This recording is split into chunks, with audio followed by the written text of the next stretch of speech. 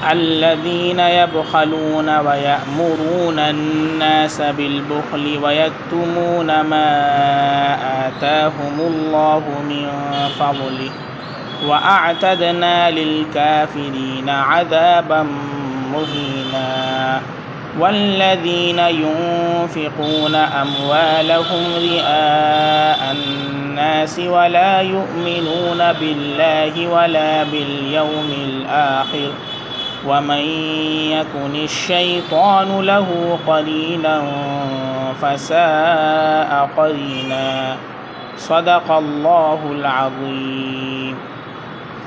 شروع اللہ کے نام سے جو بے حد مہربان نہایت رحم کرنے والا ہے۔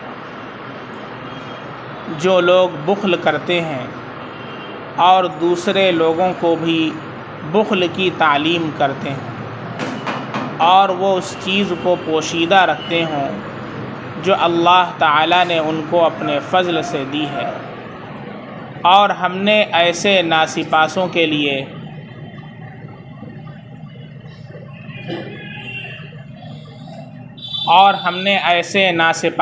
لیے اہانت آمیز سزا تیار کر رکھی ہے۔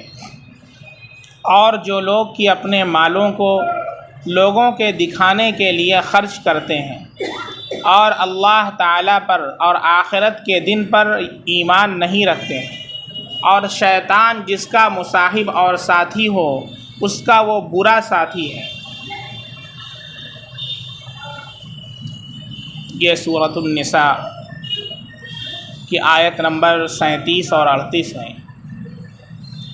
گزشتہ ہفتے تقریباً 6-7 لوگوں کا بیان ہوا کہ اللہ رب العزت نے ان کے بارے میں حسن سلوک کا اور ہمدردی کرنے کا حکم دیا ہے۔ سب سے پہلے نمبر پر تو والدین، پھر اس کے بعد رشتہ دار، پھر اس کے بعد جو یتیم ہے، مسکین ہے، پھر اس کے بعد پاس والا جو پڑوسی ہے اس کا حق ہے، پھر اس کے بعد جو دور والا پڑوسی ہے اس کا حق ہے، پھر اس کے بعد جو ہم مجلس ساتھی ہے، جیسے اس مجلس میں آپ بیٹھے ہیں تو آپ کے بغل میں کوئی بیٹھا ہوا ہے تو اس کا بھی آپ کے اوپر حق ہے کہ آپ اپنی ذات سے اسے تکلیف نہ پہنچائیں، یا سفر کر رہے ہوں تو سفر میں بغل والی سیٹ پر کوئی بیٹھا ہوا ہے تو اس کا بھی حق ہے کہ ہم اسے تکلیف نہ پہنچائیں، یا اسٹوڈنٹس جو اسکولوں کے اندر کالجز کے اندر پڑھتے ہیں ایک سیٹ پر بیٹھتے ہیں تو یہ بھی حق ہے کہ ہمارے بغل میں جو ساتھی بیٹھا ہوا ہے یا ہمارے پیچھے بیٹھا ہوا ہے، تو بعض لوگوں کی عادت ہوتی ہے پیر ہی سے بیٹھے ہوئے ہیں پیچھے لیکن پیر سے مار دیتے ہیں، اور پھر اس کے بعد یعنی اس کے ساتھ مذاق کرتے ہیں، لیکن مذاق بھی ایسا کرنا جس سے سامنے والوں کو تکلیف پہنچے جائز،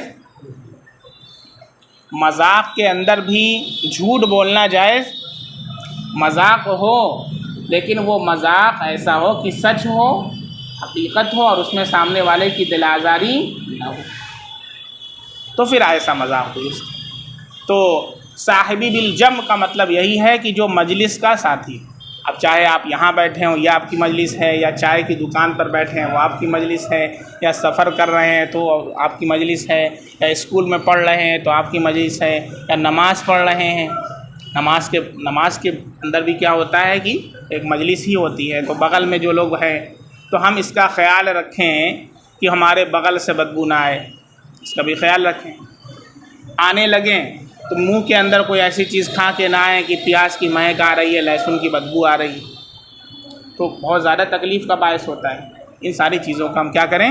خیال رکھیں۔ گندگی، صفائی ستھرائی کا اہتمام کریں، گندگی سے بچیں، کپڑا ہمارا کیا ہو؟ صاف ستھرا ہو، چونکہ اللہ کے گھر میں ہمارے ہیں۔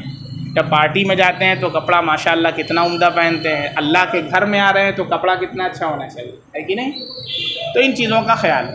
اور پھر فرمایا وابن السبیل، اخیر میں یعنی جو سفر مسافر ہے، ابن السبیل، ابن کے معنی بیٹا، سبیل کے معنی راستہ، راستے کا بیٹا، تو راستے کا بیٹا کون ہوگا؟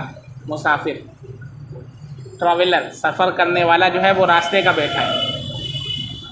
تو کبھی ایسا ہوتا ہے کہ اس کی پرس چوری ہو گئی، اس کا مال چوری ہو گیا، اب اس کو گھر تک پہنچنے کے لیے تو کچھ چاہیے، اگرچہ اس میں فراڈ بھی چل رہا ہے لیکن تحقیق کر لی جائے، تحقیق کرنے کے بعد اگر صحیح آدمی ہے تو اس کی مدد کی جائے، کم سے کم اتنا کیا جائے کہ اپنے گھر تک پہنچ جائے، اور ابھی بھوک لگی ہے تو اس پہ کھانے کا انتظام کر دیا جائے، یہ بھی کیا ہے ہماری ذمہ داری ہے۔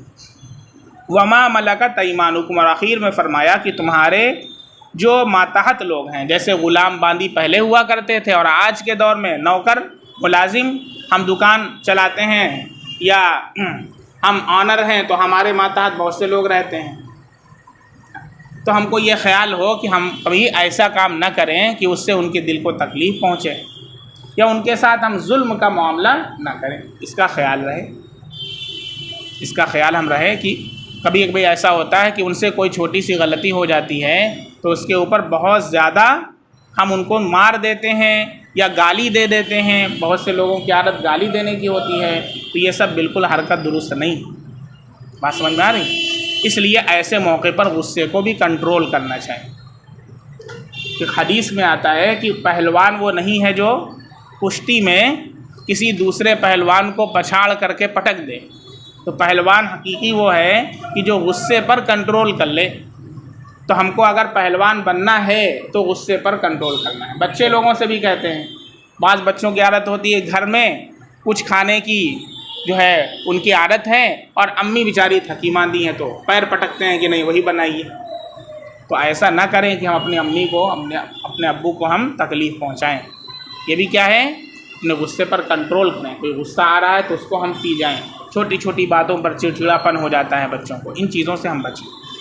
پھر آخر میں فرمایا ان اللہ لا يحب من كان مختالا فخورا، بے شک اللہ تعالیٰ ایسے شخصوں سے محبت نہیں رکھتے جو اپنے کو بڑا سمجھتے ہوں اور شیخی بگارتے ہیں، یعنی تکبر، جس کے اندر کیا ہے تکبر، چونکہ یہ ساری صفات وہی کرے گا، یعنی والدین کے ساتھ حسن سلوک کا معاملہ کرنا، رشتہ داروں کے ساتھ ہمدردی سے پیش آنا، یتیموں مسکینوں غربا کا خیال کرنا، رشتہ داروں کے ساتھ پاس پڑوسی کا خیال کرنا، ہم مجلس ساتھی کا خیال کرنا، راہگیر کا خیال کرنا، کون کرے گا جس میں تکبر نہیں ہو، اور جو تکبر والا ہوگا وہ کہے گا ہم تو خود ہی پڑھیں، ہمارے پاس آؤ۔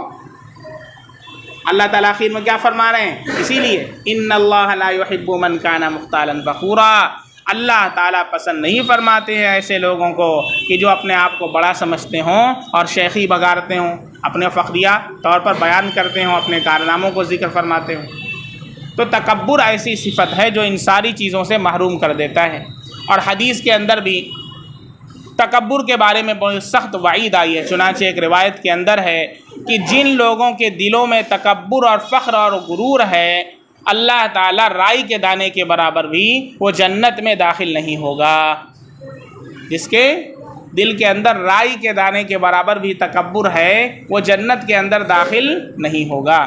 اسی طریقے سے ایک حدیث کے اندر ہے، حضرت عبداللہ بن مسعود رضی اللہ تعالیٰ عنہ سے روایت ہے کہ آپ صلی اللہ علیہ وسلم نے فرمایا جنت میں وہ شخص داخل نہیں ہوگا جس کے دل میں ذرہ برابر بھی تکبر ہو۔ تو حاضرین میں سے کسی نے پوچھا کہ اللہ کے نبی صلی اللہ علیہ وسلم، ہم میں سے بعض وہ ہیں کہ جو یہ لوگ چاہتے ہیں کہ ان کے کپڑے اچھے ہوں، ان کے جوتے اچھے ہوں، کپڑے اچھے پہنے، جوتے اچھے پہنے، طبیعت کی نفاست ہوتی ہے۔ تو کسی نے سوال کیا کیا یہ بھی تکبر ہے؟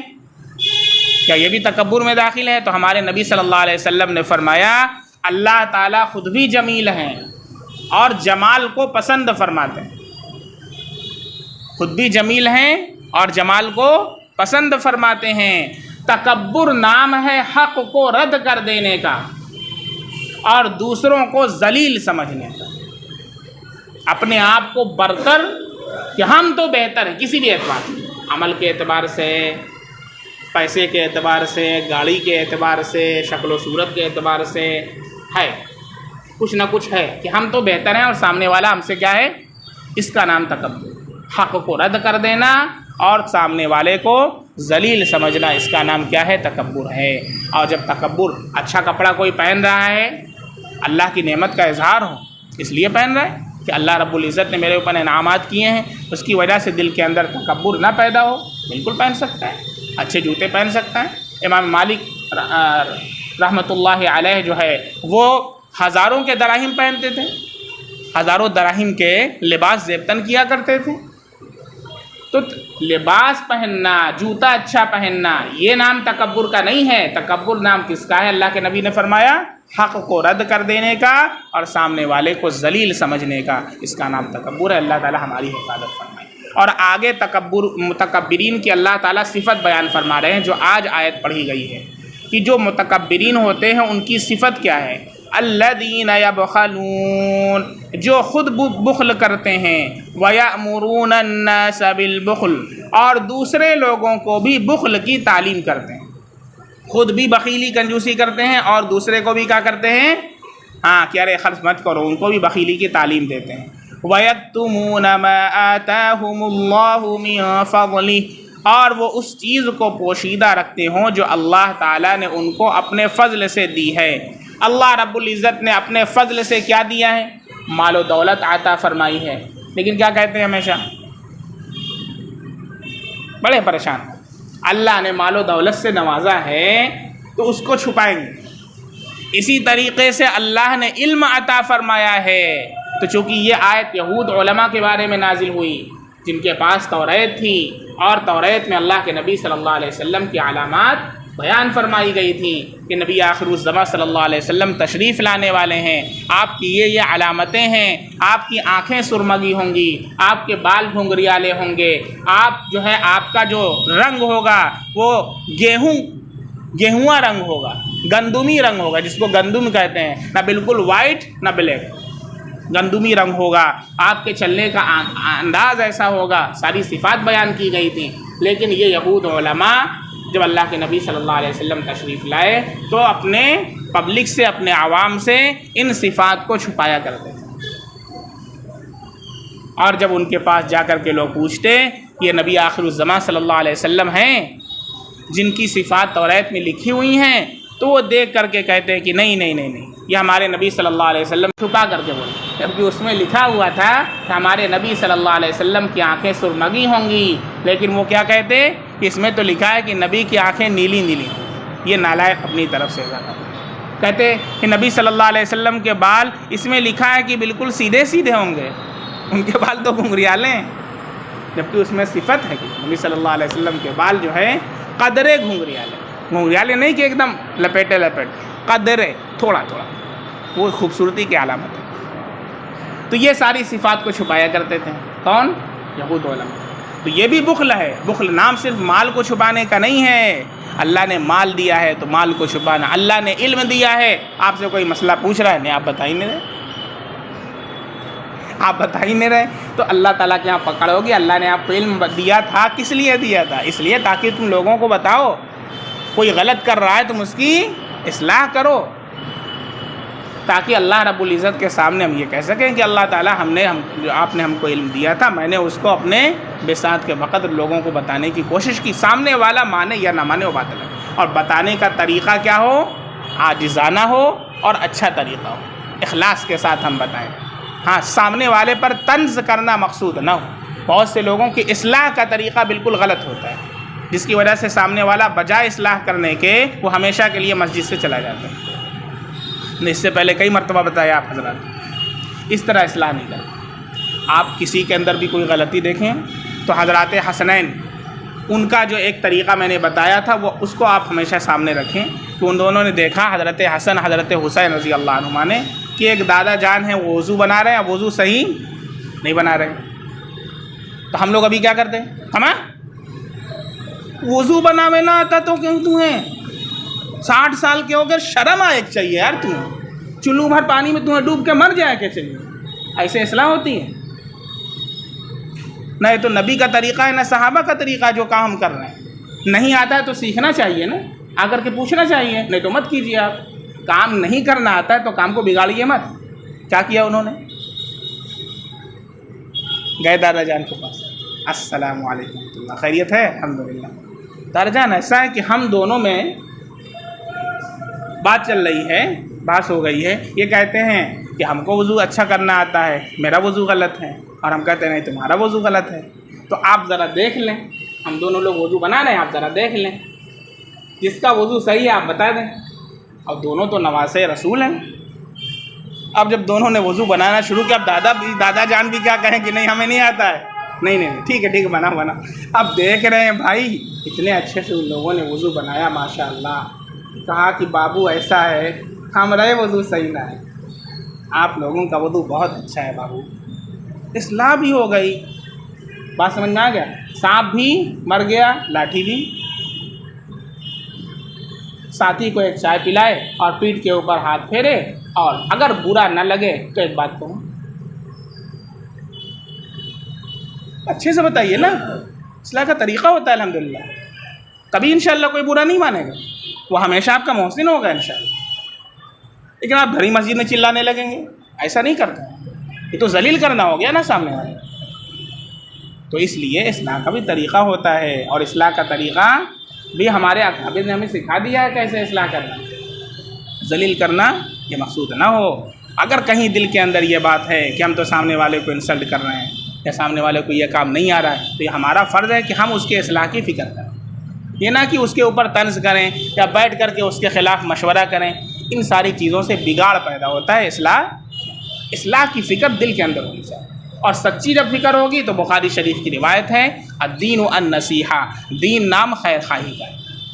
ایک بھائی کو اتحیات نہیں آتی ہے، ہم کو معلوم وہ غلط پڑھتا ہے، تو بیٹھ کر کے ہم مسکرائیں نا. ہم بیٹھ کر کے دو لوگوں سے نہ کہ ہم انہیں اتحیات نہ آتی. فکر ہے تو فکر کیجئے آپ، اور کیسے کرنا ہے سب کے سامنے انسلٹ مت کیجیے. اس کے پاس جائیے، کیسے جائیے جیسے ہم کو غرض ہے. کیونکہ اگر اس کی اتحیات درست ہو جائے گی، قیامت تک کے لیے ثواب ہمارے کھاتے میں جائے گا. ہمارا فائدہ ہے بھائی، اور وہ ہمیشہ کے لیے آپ کا کیا ہو جائے گا، احسان مند ہو جائے گا. تو سچی فکر ہوگی انشاءاللہ تو اس سے ساتھی جڑ جائیں گے اور دل سے مل جائیں گے، ورنہ ساتھی ٹوٹ جائیں گے اور ایک بار جو جائے گا کبھی نہیں آئے گا. بس سمجھ میں آ رہی. اس لیے کبھی بھی اپنے دل کے اندر یہ بات نہ ہو کہ ہم بڑے ہیں اور سامنے والا چھوٹا ہے. تو یہاں پر جو بخیل کی صفت بیان کی جا رہی ہے اس کے اندر یہ صفت ہے کہ خود بھی بخل کرتے ہوں اور لوگوں کو بھی بخل کا حکم دیتے ہوں. اور اس میں یہ ہے کہ مال کو بھی چھپاتے ہیں اور علم کو بھی چھپاتے ہیں. اسی طریقے سے انفاق کی فضیلت، خرچ کرنے کی کیا فضیلت ہے، اور بخل کی مذمت کیا ہے، برائی کیا ہے، اس کے بارے میں ہمارے نبی صلی اللہ علیہ وسلم کی ایک حدیث ہے. اللہ کے نبی صلی اللہ علیہ وسلم نے فرمایا ہر صبح کے وقت 2 فرشتے نازل ہوتے ہیں. ہر صبح کے وقت 2 فرشتے نازل ہوتے ہیں. ان میں سے ایک یہ کہتا ہے، دعا کرتا ہے کہ اے اللہ بھلائی کے راستے میں خرچ کرنے والے کو اچھا عوض عطا فرما، اور برائی کے راستے میں جو بخیل ہے، جو بخل کرنے والا ہے، بخیل کو مال و دولت کی تباہی سے دوچار فرما دے. 2 فرشتے صبح کے وقت دعا کرتے ہیں کہ جو بھلائی کے راستے میں خرچ کرنے والا ہے اللہ تو اسے عوض عطا فرما، اس کا اچھا بدلہ عطا فرما، اور جو اپنے مال کو چھپا کر کے رکھنے والا ہے، بخیلی کرنے والا ہے، اے اللہ تو اس کے مال و دولت کو تباہی سے برباد کر دے، ہمکنار فرما دے. اللہ تعالیٰ فرشتوں کی دعا کیوں رد کریں گے؟ فرشتوں کی دعا قبول ہوتی ہے، اور پھر جو بخیل ہوتا ہے اس کا مال تباہ و برباد ہو جاتا ہے. اسی طریقے سے ایک دوسری روایت ہے حضرت ابو ہریرہ رضی اللہ تعالیٰ عنہ سے کہ نبی کریم صلی اللہ علیہ وسلم نے فرمایا کہ سخی جو ہے وہ اللہ سے قریب ہے. سخی کسے کہتے ہیں؟ سخی جو ہوتا ہے وہ خیر کے کاموں کے اندر، بھلائی کے کاموں کے اندر اللہ نے جو بھی اسے وسعت دی ہے وہ اس کے بقدر خرچ کرتا ہے. کوئی ایسا نہیں کہ ہر آدمی جو ہے 1000 2000 4000 کر دے. کسی کے پاس 1 روپے کی وسعت ہے تو 1 روپیہ دے گا، کسی کے پاس 10 روپے کی وسعت ہے تو 10 روپیہ دے گا، کسی کے پاس 1000 کی ہے تو وہ 1000 کرتا ہے. اللہ نے جو بھی عطا فرمایا ہے. تو سخی جو ہوتا ہے یہ اللہ سے قریب ہے، جنت سے بھی قریب ہے، لوگوں کی نظروں میں بھی پسندیدہ ہے، اور جہنم کی آگ سے بھی دور ہے. 4 صفات ہیں سخی. اللہ سے بھی قریب ہے، جنت سے بھی قریب ہے، لوگوں کی نظروں میں بھی پسندیدہ ہے، جہنم کی آگ سے بھی دور ہے. پھر فرمایا بخیل اللہ سے بھی دور ہے، جنت سے بھی دور ہے، لوگوں سے بھی دور ہے، اور آگ سے بھی قریب ہے. یہ 4 صفات بخیل کی فرمائی. اور پھر فرمایا جاہل آدمی جو سخاوت کرتا ہو، جاہل آدمی جو سخاوت کرتا ہو. جاہل سے یہاں کیا مراد ہے؟ جاہل سے مراد یہ ہے کہ وہ بہت لمبی چوڑی عبادت نہ کرتا ہو، فرائض واجبات ادا کر لیتا ہو، بہت لمبی چوڑی نفل तहज्जुद नहीं पढ़ रहा, इशराक नहीं पढ़ रहा, अवाबीन नहीं पढ़ रहा, लेकिन फ़राइज़ में कोताही नहीं कर रहा है, फ़राइज़ को अदा करता है, वाजिबात को अदा कर लेता है, और वो सखी अल्लाह के रास्ते में माल को खर्च करने वाला है। तो जाहिल आदमी जो सखावत करने वाला है उस कंजूस से बेहतर है जो खूब इबादत करने वाला, खूब तहज्जुद, इशराक, अवाबीन, इशराक, चाश्त, लेकिन अल्लाह के रास्ते में खर्च करने की बात आए तो ताले पर ताला, बिल्कुल नहीं। 1 रुपया कैसे निकल जाएगा? नहीं निकल सकता, मर के चला जाएगा ऐसा आदमी, लेकिन उसका माल उसके ही कब्र में सड़ता रहेगा। आप देख रहे होंगे ऐसे लोग। और जहाँ दुनिया की बात आती है वहाँ पर इंसान बहुत खर्च करता है, जहाँ पर अल्लाह की बात आती है, अल्लाह के दीन की बात आती है, वहाँ पर इंसान खर्च करने से कतराता है। अल्लाह के नबी सल्लल्लाहु अलैहि वसल्लम ने फरमाया कि जाहिल सखी उस आबिद से बेहतर है कि जो क्या करता है, वो बखील और कंजूस है, अपने माल को बचा बचा करके रखता है और अल्लाह के रास्ते में खर्च नहीं करता। इसी तरीके से एक रिवायत हज़रत अबू सईद रज़ी अल्लाह ताला अन्हु से है कि नबी करीम सल्लल्लाहु अलैहि वसल्लम ने फरमाया, किसी मोमिन में 2 आदतें कभी जमा नहीं हो सकती। ऐसा नहीं हो सकता कि ईमान वाला भी हो और उसके अंदर ये 2 आदतें भी पाई जाएं। सबसे पहली आदत बखील होना, नंबर 2 बद अखलाक हो। कोई ईमान वाला भी हो और बखील भी हो तो वो कामिल ईमान वाला नहीं।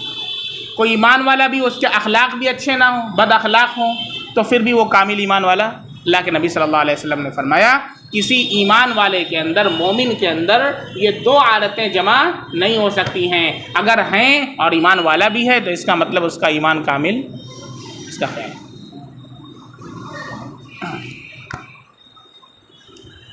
ये एक सिफत बताई और अगली आयत के अंदर दूसरी सिफत बखील की जिक्र फरमा रहे हैं, वल्लदीना युनफिकूना अम्वालहुम रिआ। क्या बयान फरमाई? अव्वल तो खर्च नहीं करेगा। खर्च कहाँ करेगा? जहाँ शोबाजी हो, वहाँ तो करोड़ निकल जाएगा। ये भी बखील की सिफत अल्लाह बता रहा है। जो खर्च करते हैं अपने मालों को कहाँ पर? जहाँ खूब ऐलान हो, नाम आए कि अरे फला साहब ने इतना, वहाँ खर्च करेगा बंदा। और जहाँ पर चुपके से खर्च करने की बात है वहाँ पर नहीं खर्च करेगा। ये भी सिफत बखील की। तो पहली सिफत क्या है बखील की? कि वो तकब्बुर करने वाला होता है। दूसरी सिफत बयान फरमाई कि वो ख़ुद भी बुख़्ल करता है, लोगों को भी बुख़्ल का हुक्म देता है। तीसरी सिफत ये आई कि वो अल्लाह ने जो नेमत अता फरमाई है, जो फ़ज़ल फरमाया है, खा दौलत के ज़रिए, खा इल्म के ज़रिए, उसे छुपाता है। पाँचवीं सिफत ये आई कि कभी खर्च करने का मौका भी आता है तो लोगों को दिखाने के लिए खर्च करता है। चुनांचे हज़रत अबू हुरैरा रज़ी अल्लाह ताला अन्हु से रिवायत है कि हज़रत सल्लल्लाहु अलैहि वसल्लम ने इरशाद फरमाया, अल्लाह ताला फरमाते हैं कि मैं शिर्क से बिल्कुल बेनियाज़ हूँ, मैं शिर्क से बिल्कुल बेनियाज़ हूँ। जो शख्स कोई नेक अमल करता है और उसमें मेरे साथ किसी दूसरे को भी शरीक ठहराता है तो मैं उस अमल को शिर्क ही के लिए छोड़ देता हूँ और उस अमल करने वाले को भी छोड़ देता हूँ। अगर दिल के अंदर ज़र्रा सा भी ये शायबा आ गया कि ये अमल मैं तो फ़लाँ के लिए कर रहा हूँ ताकि मेरा नाम हो जाए, ताकि लोग कहें कि हम बहुत सखी हैं, ताकि ये कहें कि फ़लाँ साहब तो माशाअल्लाह बहुत, अरे बहुत ज़्यादा खर्च करने वाले हैं, तो अगर ये दिल के अंदर आ गया, हत्ता कि नमाज भी हम पढ़ रहे हैं ना, तो इसको शिर्क असग़र कहा गया। एक शिर्क अकबर होता है और एक शिर्क असग़र होता है। असग़र के माना छोटा, अकबर माने बड़ा। असग़र किसे कहते हैं? शिर्क असग़र। शिर्क असग़र उसे कहते हैं कि इंसान खुल्लम खुल्ला तो गैरुल्लाह के सामने पूजा नहीं कर रहा है। जैसे कोई आदमी जाकर मूर्ति को सजदा करे, मूर्ति के सामने जो है झुकने लगे, तो ये क्या है? ये तो शिर्क अकबर हो गया। अल्लाह के साथ किसी को शरीक ठहराए, जो अल्लाह से मांगना है गैरुल्लाह से मांगे, तो ये तो शिर्क अकबर है। शिर्क असग़र ये है कि इंसान बज़ाहिर तो अल्लाह के सामने नमाज़ पढ़ रहा है, लेकिन दिल में क्या है? दिल में क्या है? फलाने साहब देख रहे हैं इसलिए लंबी नमाज दे रहा है अल्लाह के रास्ते में, अल्लाह ही के रास्ते में दे रहा है, अल्लाह के लिए, लेकिन किस लिए दे रहा है? ताकि मेरा नाम हो जाए, ताकि इसलिए दे रहा है ताकि मेरा शोहरा हो जाए, डंका बढ़ जाए।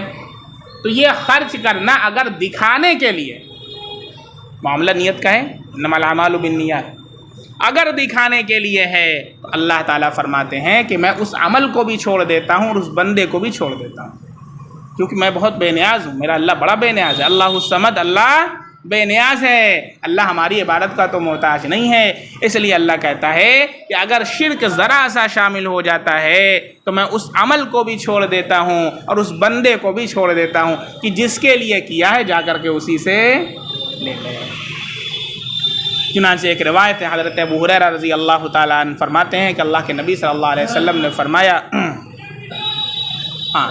یہ شداد ابن اوس رضی اللہ تعالیٰ عنہ سے روایت ہے، فرماتے ہیں کہ میں نے رسول اللہ صلی اللہ علیہ وسلم کو فرماتے ہوئے سنا، جس نے نماز پڑھی دکھانے کے لیے اس نے شرک کیا۔ جس نے نماز پڑھی لوگوں کو دکھانے کے لیے اس نے شرک کیا۔ جس نے روزہ رکھا لوگوں کو دکھانے کے لیے اس نے شرک کیا۔ اور جس نے کوئی صدقہ دیا دکھانے کے لیے تو اس نے بھی شرک کیا۔ آپ سوچ لیں کہ ہم نماز پڑھ رہے ہیں، ہم روزہ رکھ رہے ہیں، ہم صدقہ دے رہے ہیں اللہ کے لیے، لیکن ذرا سی نیت ہماری بدل گئی کہ لوگ دیکھیں اور کہیں کہ کیا ماشاءاللہ عابد صاحب ہیں، ماشاءاللہ کتنے سخی صاحب ہیں، اس لیے ہم دے رہے ہیں، تو پھر کیا ہو گیا؟ یہ شرک اصغر ہو گیا۔ اللہ تعالی ہماری حفاظت کرے۔ محمود ابن لبید رضی اللہ تعالیٰ عنہ سے ایک روایت ہے کہ اللہ کے نبی صلی اللہ علیہ وسلم نے ارشاد فرمایا، تمہارے متعلق مجھے بہت زیادہ اندیشہ ہے شرک اصغر کا۔ یہ صحابی ہیں، ان سے اللہ کے نبی صلی اللہ علیہ وسلم نے کہ تمہارے متعلق مجھے بہت زیادہ اندیشہ ہے شرک اصغر کا۔ صحابہ نے پوچھا شرک اصغر کیا ہے؟ تو ہمارے نبی صلی اللہ علیہ وسلم نے فرمایا الریا، کیا ہے؟ ریا، دکھلاوا۔ شرک اصغر کیا ہے؟ ریا، دکھلاوا، یعنی عبادت اللہ کے علاوہ کے لیے کرنا، نیت دل کے اندر۔ بظاہر تو ایسے ہی لگے گا چونکہ ہم نماز پڑھ رہے ہیں، اللہ کے سامنے پڑھ رہے ہیں، سامنے کوئی بت تو ہے نہیں، لیکن نیت کیا ہے کہ لوگوں کے لیے فلاں آدمی دیکھ لے، فلاں جو ہے ہمیں بزرگ سمجھنے لگے، یا بھی کسی اور پرپس سے کر رہے ہیں، کسی اور کے لیے کر رہے ہیں، تو پھر یہ کیا ہو جائے گا؟ شرک اصغر ہو جائے گا۔ اور بیہقی کی روایت میں یہ اضافہ ہے کہ قیامت کے دن جب اعمال صالحہ کا ثواب تقسیم ہوگا تو اللہ تعالیٰ ان ریا کرنے والوں سے فرمائیں گے ان لوگوں کے پاس چلے جاؤ جن کو دکھانے کے لیے تم نے یہ اعمال کیے، جاؤ انہی کے پاس جاؤ۔ جب ہم کل قیامت کے دن اللہ کے سامنے حاضر ہوں گے اور سوچیں گے کہ ہم نے بڑی نمازیں پڑھی ہیں، اللہ تعالیٰ سے اپنے اعمال کا ہم بدلہ لیں، تو اللہ تعالیٰ کیا کہیں گے؟ جاؤ انہی کے پاس جن کو دکھانے کے لیے تم نے وہ اعمال کیے تھے اور ان سے جا کر کے بدلہ لیں۔ پھر سوچیں کہ ہمارا کیا حال ہو ایسی صورت میں۔ اس لیے امام بخاری رحمۃ اللہ علیہ نے جو قرآن کریم کے بعد سب سے اصح کتب مانی جاتی ہے بخاری شریف، اس کی جو پہلی حدیث لکھی، ہر حدیث لکھی ہے باوضو 2 رکعت نماز پڑھتے تھے پھر حدیث لکھتے تھے، 2 رکعت نماز پڑھتے تھے پھر حدیث لکھتے تھے۔ پہلی حدیث جو لکھی ہے انما الاعمال بالنیات وانما لكل امرئ ما نوى فمن كانت هجرته الى الله ورسوله فهجرته الى الله ورسوله ومن كانت هجرته إلى دنيا أو امرأة يصيبها فهجرته إلى ما هاجر إليه۔ یہ پوری روایت ہے، انما الاعمال بالنیات آپ سنتے ہوں گے، لیکن یہ حدیث کا ٹکڑا ہے، پوری روایت یہ ہے۔ کیا اس میں فرمایا ہے؟ سب سے پہلی روایت اعمال کا دار و مدار نیتوں پر ہے، کیونکہ حدیث کا طالب علم پہلی حدیث جب پڑھے تو اپنی نیت کو درست کر لے کہ میں کس لیے حدیث پڑھ رہا ہوں، تاکہ مجھے لوگ عالم کہیں کہ حدیث کا جاننے والا ہے، اب لوگ کہیں گے کہ یہ تو محدث بن گیا ہے اور میرا نام ہو جائے گا۔ نہیں، نیت درست۔ ہر آدمی کے لیے یہ حدیث ہے، عالم کے لیے بھی، طالب علم کے لیے بھی، تاجر کے لیے بھی، امام صاحب کے لیے بھی، مقتدی کے لیے بھی، مالدار کے لیے بھی، غریب کے لیے بھی، سب کے لیے یہ حدیث ہے۔ اعمال کا دار و مدار جیسا عمل، جیسی نیت ہوگی اللہ تعالیٰ کے ہاں اس عمل کا جو ہے موقوف اسی نیت کے اوپر ہوگا۔ اگر ہماری نیت اللہ کے لیے ہے تو 1 روپیہ 1 کروڑ کے اوپر بھاری ہے الحمدللہ، اور اس کے اندر اللہ ویسی برکت بھی عطا فرمائیں گے کہ وہ 1 روپیہ ایسا کام کرے گا جو 1 کروڑ نہیں کر پائے گا، اور جہاں نیت میں فطور آ جائے گا تو کام کے اندر بھی فطور آ جائے گا۔ اور اخیر حدیث جو بیان فرمائی ہے، سب سے اخیر حدیث جو ہے اللہ کے نبی صلی اللہ علیہ وسلم کی بیان فرمائی ہے کلمتان خفیفتان علی اللسان، دو کلمے ایسے ہیں جو زبان پر بڑے ہلکے پھلکے، ثقیلتان فی المیزان، ترازو میں بڑے بھاری۔ جب وہ دو کلموں کو ترازو پر رکھا جائے گا تو ترازو ان کے بوجھ کو برداشت نہ کر پائے گا اور نیچے کو جھک جائے گا۔ حبیبتان الی الرحمن، اللہ کو بڑے پیارے ہیں۔ وہ دو کلمے کون سے ہیں؟ سبحان اللہ و بحمدہ، سبحان اللہ العظیم۔ یہ دو کلمے ہیں جو زبان پر بڑے ہلکے پھلکے، ترازو پر بڑے بھاری ہیں اور اللہ کو رحمان کو بڑے پیارے ہیں۔ ہم چلتے پھرتے ان دو کلمے کو، جس پر بخاری شریف کا اختتام ہے، ہماری یہ خواہش ہے کہ ہم لوگ اسے چلتے پھرتے اپنے زبان کے اوپر اس کو جاری رکھیں، سبحان اللہ بحمدہ، سبحان اللہ العظیم، تاکہ ہم رحمان کے قریب ہو جائیں۔ اللہ کے جو یہ کلمے محبوب ہیں تو جو ان کا ورد کرنے والے ہوگا اللہ تعالیٰ ان کو بھی اپنا محبوب بنا لیں گے۔ اور نیت کیا ہو؟ سب سے پہلی والی روایت، اپنی نیت کو درست کر لیں ہر کام کو کرنے سے پہلے۔ اگر نیت آپ کی درست ہے تو اللہ رب العزت کے یہاں انشاءاللہ نیت کے اوپر دار و مدار ہوگا، اور 1 روپیہ 1 کروڑ سے انشاءاللہ بھاری ہوگا، اور اللہ رب العزت کے یہاں اس کا اتنا ثواب ملے گا کہ ہم اور آپ وہاں پر دنگ رہ جائیں گے کہ اللہ تعالیٰ اتنے تھوڑے سے عمل کا اتنا زیادہ ثواب۔ اور بڑے بڑے جو خرچ کرنے والے ایک طرف کھڑے ہوں گے جب اللہ تعالیٰ فرمائیں گے کہ جاؤ ان کے پاس جن کے لیے تم نے کام کیا تھا، جا کر ان سے لے لو، ان کے 1 کروڑ 1 روپے کے برابر بھی نہیں ہوں گے۔ اس لیے ہر عمل کے شروع میں اپنی نیت کو ہمیں درست کرنا ہے۔ نماز پڑھیں یا تلاوت کریں یا کوئی بھی کام کریں، اس کے پہلے ہم کو اپنی نیت کو درست کر لینا۔ کریں گے انشاءاللہ۔ اللہ تعالیٰ ہم سب لوگوں کو اخلاص کے ساتھ، للہیت کے ساتھ اپنے دین کی خدمت کے لیے قبول فرمائے۔